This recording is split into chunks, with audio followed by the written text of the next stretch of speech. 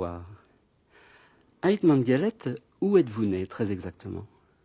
Mais je suis né dans un village aux confins de la Kabylie, un village qui s'appelle Iril-Bouamas.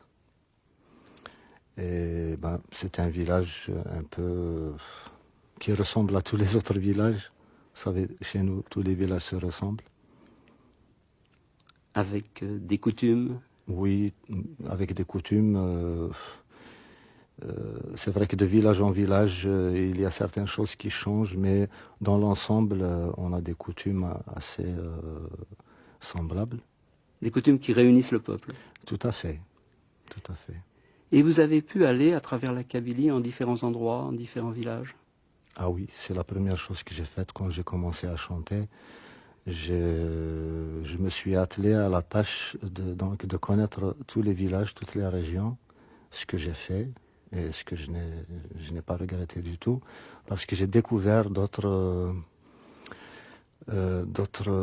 particularités, d'autres variantes dans les coutumes, et ça m'a beaucoup servi. À Hitmanguelette, je vais vous faire entendre un document que j'ai apporté, un enregistrement, et certainement cela va vous rappeler quelque chose.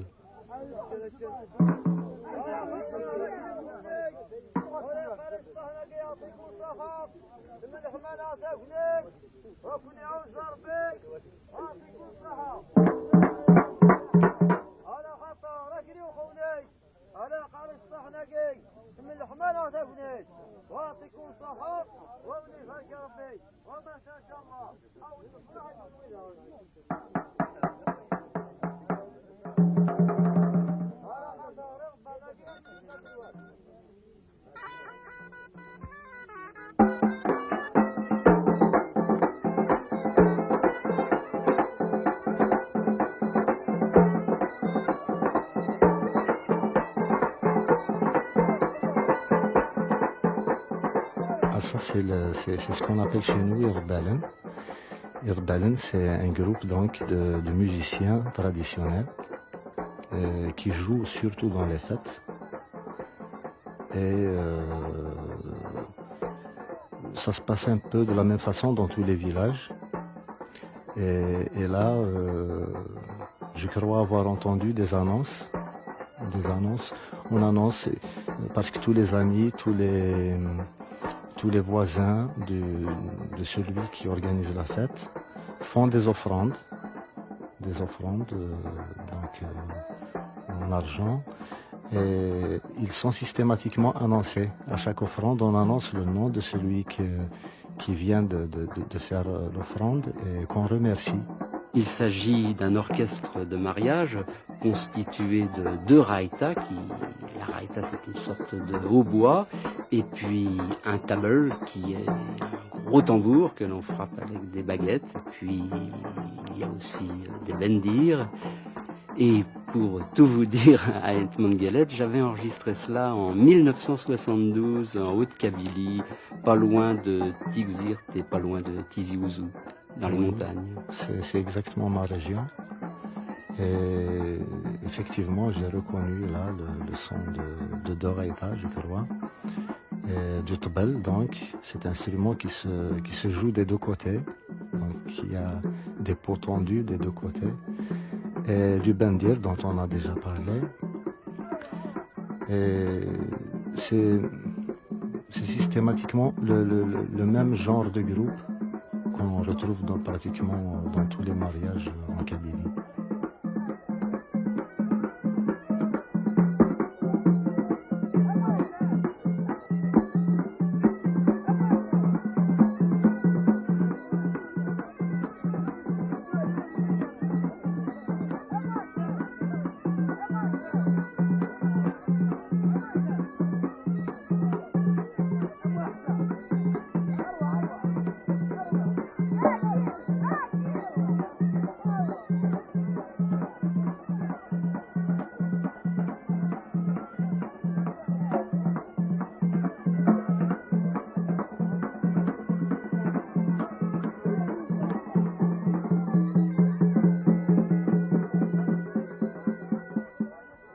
À Ait Mangelet, j'ai pu me rendre compte en Kabylie qu'il y avait là un art de vivre qui n'était pas seulement musical. Oui, les dons artistiques sont très divers chez nous, effectivement. Il y a la poésie. Il y a la poésie qui est très très prisée. Il y a aussi d'autres formes, le travail de l'argent, par exemple. À Beniani, par exemple. À Beniani, oui. Enfin, je parle un peu de ma région parce que il n'y a pas que Beniani qui travaille de l'argent, mais si je me contente seulement à ma région, je dirais que à Beniani, il y a le travail de l'argent, et pas loin aussi à Eti Hichem ou à Warzen, où on fait de très très beaux tapis avec des motifs ancestraux, des motifs berbères. Il y a pas loin aussi la poterie avec de très beaux dessins qui reproduisent à peu près les mêmes dessins que ceux des tapis. La poterie, c'est Aitrer, c'est le village qui s'appelle Aitrer, qui sont potiers de tradition, c'est-à-dire tout le village a une formation de potier. Ait Mangelet, nous allons vous entendre dans un autre chant qui a pour titre Et Izurer, Rafi Izurer, qui veut dire des colliers.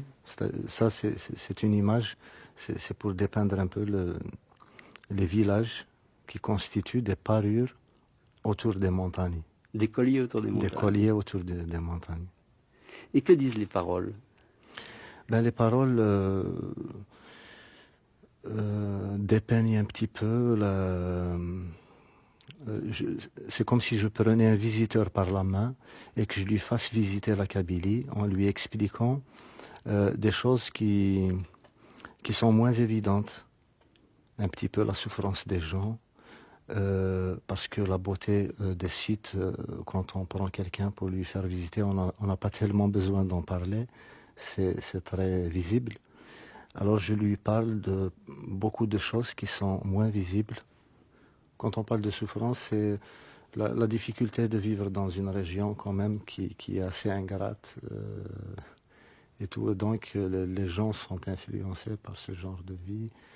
Et c'est des gens qui gagnent difficilement leur vie, qui vivent d'une façon très austère. Donc c'est ça, c'est un peu tout ça que je décris.